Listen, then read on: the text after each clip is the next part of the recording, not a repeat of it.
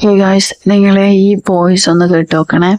ഒരു പെൺകുട്ടി നിരാശയോടെയും സങ്കടത്തോടെയും ജീവിതം ഇല്ലാതായ ഒരു കഥ പറയുന്ന ഒരു വീഡിയോ ആണിത്. വോയിസ് ആണിത് ഗൈസ്. സ്വന്തം അമ്മ തന്നെ കാമുകന് അമ്മന്റെ കാമുകനെ മകൾക്ക് വേണ്ടിയിട്ട് കല്യാണം കഴിപ്പിച്ച് അതിൽ 2 മക്കളായി. അതിനുശേഷം അമ്മ ആ കാമുകന്റെ കൂടെ കിടക്കുന്ന ഒരു അപൂർവങ്ങളായ ഒരു കഥ. ഈ ഒരു പെൺകുട്ടി വളരെ നിസ്സഹായതയോടെ അത് വിവരിക്കുമ്പോ കേട്ടു നിന്ന എനിക്ക് പോലും അറപ്പ് തോന്നിപ്പോയി അമ്മനോട്. സ്വന്തം മകളുടെ ഭർത്താവിന്റെ കൂടെ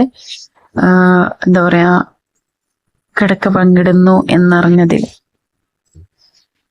എന്തൊരു ലോകമാണല്ലേ കേരളത്തിൽ, എന്തൊക്കെയാണ് നടക്കുന്നത്. കേൾവി പോലും ഇല്ലാത്ത ഓരോരോ കഥകളാണ് കേട്ടുകൊണ്ടിരിക്കുന്നത്. നിങ്ങളൊന്ന് കേട്ടോക്കി. ഞാനെല്ലാം ദ്രോഹിച്ച്, ഞാൻ ആരും ഉപദ്രവിച്ചിട്ടില്ല എന്നുള്ളത് കേൾക്കാൻ തയ്യാറായില്ല. വീട്ടിൻ്റെ ഉള്ളിൽ എൻ്റെ ചെറിയ മോൻ കിടന്നുറങ്ങി. ആ റൂമിൻ്റെ ഉള്ളിൽ കൊണ്ടുപോയിട്ട് എന്നെ എൻ്റെ കരച്ചിൽ കിടക്കുന്ന എൻ്റെ മോനെ എഴുന്നേറ്റു. ഞാൻ ഒന്നാണ് ശരിക്കും എൻ്റെ മോന് ലാസ്റ്റായിട്ട് കാണും. ഫെബ്രുവരി 23 അവിടെ നിന്ന് എന്നെ ഇഞ്ചെക്ട് ചെയ്തിട്ട് മൈക്കിന് നാട്ടുകാരുടെ എല്ലാവരുടെയും മുന്നിലൂടെ എന്നെ കാറിൽ കയറ്റി കൊണ്ടുപോയി. പക്ഷേ എൻ്റെ വായിലടക്കം നിർബന്ധിച്ച് യൂറിനാക്കിയിട്ടുണ്ട് ഇയാൾ. അത്ര എന്നെ ദ്രോഹിച്ചിട്ടുണ്ട്. എനിക്ക് പുറത്തു പോലും പറയാം. പല ആൾക്കാരും വരുന്നവരടുത്ത് എൻ്റെ അടുത്ത് കൂടെ കിടക്കാനാണ് പറയുന്നത്. അങ്ങനെയെങ്കിലും ഒന്ന് ഉണ്ടാക്കിയിട്ടാ എനിക്ക് എന്തെങ്കിലും നേടിത്താ. കഞ്ഞിക്കില്ലാത്ത വീട്ടിൽ നിന്ന് കെട്ടി എൻ്റെ അമ്മ ഈ റൂമിൻ്റെ ഉള്ളിൽ നിന്ന്, പക്ഷേ എൻ്റെ ഹസ്ബൻഡുള്ള റൂമിൻ്റെ ഉള്ളിൽ നിന്ന് വേഗം ഇറങ്ങിപ്പോണം. അപ്പോൾ നോക്കിയപ്പോൾ നൈറ്റ് പകുതിയിൽ നിന്ന് ഇറങ്ങിയിട്ടുണ്ട്. ഇയാളെ ഇയാൾ ആ ബെഡിൽ കിടക്കണമുണ്ട്. അപ്പോൾ ഞാൻ എന്താ അമ്മ ചോദിച്ചപ്പോൾ ഒന്നും പറഞ്ഞില്ല. ഇയാളാണെങ്കിൽ മൊബൈലിൽ ഇങ്ങനെ നോക്കി ഓടിക്കുന്നു. അതൊരു ചെറുതായിട്ട് എൻ്റെ കണ്ണിൽ കളി. ഇതേപോലെ കുറച്ച് നാൾ കഴിഞ്ഞപ്പോൾ ഇതേപോലെ ഞാൻ കണ്ടു അമ്മ ബെഡിൽ നിന്ന് എഴുന്നേറ്റ് പോകണതാണ് ഞാൻ കാണുന്നത്. അതും നൈറ്റ് സിബൊക്കെ ഇങ്ങനെ ഊയിട്ടുള്ള രീതിക്ക് നൈറ്റ് മോൾക്ക് ഇട്ടില്ല. അങ്ങനെ ആ പകുതിയിൽ നിന്ന് ഇറങ്ങിയിട്ടുള്ള രീതിക്ക് ഇയാൾ ആ ബെഡിൽ കിടക്കുന്നുണ്ട്.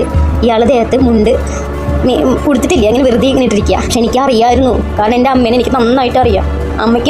അമ്മ റിലേഷനിലായ വ്യക്തിനെ എൻ്റെ തലയിൽ കെട്ടിവെച്ചിരിക്കുകയായിരുന്നു. എനിക്ക് അന്ന് നിമിഷം വരെ അറിയില്ലായിരുന്നു. പിന്നീടാണ് പലതും ഞാൻ അറിയണ്ടായിരുന്നത്. പ്രാർത്ഥിക്കുന്നുണ്ട്. പക്ഷെ ഇപ്പോൾ എൻ്റെ പ്രാർത്ഥന എന്താണെന്ന് വെച്ച് കഴിഞ്ഞാൽ എൻ്റെ അമ്മയുടെ മരണമാണ്.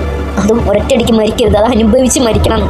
ഞാൻ ദ്രോഹിച്ചതിനെല്ലാം അനുഭവിച്ച ആ സ്ത്രീ മരിക്കണം എന്നുള്ളതേ ഞാനിപ്പോൾ പ്രാർത്ഥിക്കുന്നുള്ളൂ. ഞാനിനി ആ കുട്ടിയുടെ കഥ പറയാം.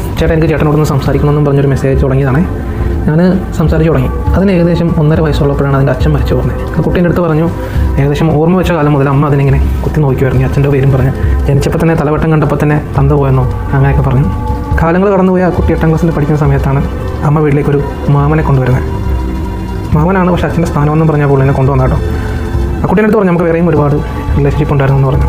അയാൾ 8ാം ക്ലാസ്സിലുള്ള കുട്ടീനെ ലൈംഗികമായും മാനസികമായൊക്കെ ഉപദ്രവിക്കുമായിരുന്നു. പക്ഷെ അതൊന്നും അല്ല ഞാനിവിടെ പറയാൻ വരുന്നത്. ഈ അമ്മ എന്ന് പറയുന്ന സ്ത്രീ ഈ കുട്ടീനെ 20ാമത്തെ വയസ്സിൽ കല്യാണം കഴിപ്പിച്ചു. ഇതിന് താല്പര്യമില്ലായിരുന്നു, നിർബന്ധിച്ച് കല്യാണം കഴിപ്പിച്ചു. 20 വയസ്സുള്ള കുട്ടി കല്യാണം കഴിക്കുന്ന 40 വയസ്സുള്ള ഒരാളെയാണേ. 40 വയസ്സേ. അത് പറഞ്ഞു വെച്ച് നോക്കുകയാണെങ്കിൽ അന്ന് തുടങ്ങിയത് അതിൻ്റെ ജീവിതം ഇങ്ങനെ. അയാൾ സെക്ഷുവലിയും ഫിസിക്കലിയൊക്കെ ഇതിന് ഒരുപാട് ഉപദ്രവിക്കാറുണ്ടോ? നിങ്ങളൊന്ന് ആലോചിച്ച് നോക്കൂ. അതിനെക്കൊണ്ട് യൂറിൻ കുടിപ്പിച്ചിട്ടുണ്ടെന്ന്. എന്തായിരിക്കും ആ കുട്ടിയുടെ ഒരു മാനസികാവസ്ഥ? ഒന്ന് ആലോചിച്ച് നോക്കിയേ. ഈ കാലഘട്ടത്തിനിടയിൽ അതിന് 2 ആൺകുട്ടികൾ പോയി. ഭാഗ്യം ദൈവം ആൺകുട്ടികളെ കൊടുത്തത്. അല്ലെങ്കിൽ ആ അച്ഛനെന്ന് പറഞ്ഞവൻ പെൺകുട്ടികളാണെങ്കിൽ അവരെയും എന്തെങ്കിലുമൊക്കെ ചെയ്തേനെ. പക്ഷേ ഈ കുട്ടിക്കുണ്ടാകുന്ന ദേഹോപദ്രവങ്ങളൊക്കെ ഭയങ്കര ഹെവി ആട്ടോ. എൻ്റെ അടുത്ത് കുറച്ച് ഫോട്ടോസൊക്കെ അയച്ചു തന്നിട്ടുണ്ട്. ഞാൻ വളരെ ചുരുക്കി കേട്ടോ സ്റ്റോറി പറയുന്നത്. ഞാൻ ആ കുട്ടിയുടെ ഏകദേശം 1 മണിക്കൂറോളം സംസാരിച്ചിരുന്നു. ഏകദേശം ഈ പെൺകുട്ടിയുടെ വീട്ടിൽ ഇവരെല്ലാം കൂടെ നിൽക്കും. അപ്പോൾ ആ കുട്ടി കുളിക്കാൻ പോയിട്ട് വരുമ്പോഴേക്കും കാണുന്നത് ഈ അമ്മയും ഇയാളും തമ്മിലുള്ളൊരു ബന്ധമാണ്. എനിക്കറിയില്ല നമ്മുടെ കേരളത്തിൽ എന്തൊക്കെയാണ് നടക്കുന്നതെന്ന് കേട്ടോ. അത് ഞാൻ പറയുമ്പോൾ നിങ്ങൾക്ക് എത്രത്തോളം ഇമോഷണലി കണക്ട് ആക്കാൻ പറ്റുമെന്ന് എനിക്കറിയില്ല. പക്ഷേ ആ കുട്ടിയുടെ വോയിസ് നിങ്ങൾ കേട്ട് കാണും. എന്നോട് കരഞ്ഞാൽ സംസാരിക്കുന്നത്. ഇതിൻ്റെ നേരെ മുത്തൊരു ചേച്ചിയുണ്ട് കേട്ടോ. ആ ചേച്ചിയും ഇതിനെ ഒരുപാട് ഉപദ്രവിക്കാറുണ്ട്. ഇയാളുടെ കടക്കാരൊക്കെ വിളിച്ച് വീട്ടിൽ കൊണ്ടുവന്ന് കള്ള് കൊടുത്തിട്ട് ഈ കുട്ടിയോട് പറയുമത്രേ, കൂടെ കിടന്നെങ്കിലും കുറച്ച് പൈസ ഉണ്ടാക്കി തരാം. സൈക്കോ. ഇത് ആത്മഹത്യ ചെയ്യാൻ വേണ്ടി നോക്കി കേട്ടോ. മനുഷ്യനല്ല, ഈ പ്രശ്നങ്ങൾക്കിടയിൽ ആത്മഹത്യ ചെയ്യാൻ വേണ്ടി തോന്നിയേക്കാം. ഇത്രയും അനുഭവിച്ച ഒരാൾ ഒന്ന് ആലോചിച്ച് നോക്കൂ. ഭർത്താവ് വായിൽ യൂറിൻ ഒഴിച്ചു കൊടുക്കുന്നു. അമ്മ ഭർത്താവിൻ്റെ കൂടെ ലൈംഗിക ബന്ധത്തിൽ ഏർപ്പെടുന്നു.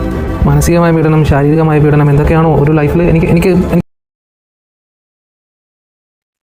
ഭർത്താവ് സ്വന്തം ഭാര്യയുടെ വായിൽ മൂത്രം ഒഴിച്ചു കൊടുത്തു എന്നൊക്കെ പറയുമ്പോൾ വളരെ വേദന തോന്നിയ ഒരു വീഡിയോ, ഒരു ശബ്ദരേഖയായിരുന്നു ഇത്. 2 മക്കളുണ്ട്. അതിൽ അവൾക്ക് എന്താ അവസ്ഥ അല്ലേ? സ്വന്തം അമ്മയെ പിറായി കൊല്ലാനും മരണം കാത്തു കിടക്കുന്ന ഒരു മകള്, അമ്മന്റെ മരണം ആസ്വദിക്കാൻ വേണ്ടിയിട്ട് ആഗ്രഹിക്കുന്ന ഒരു മകള് എവിടെയും ലോകത്തുണ്ടാവില്ല, ലോക ചരിത്രത്തിലുണ്ടാവില്ല.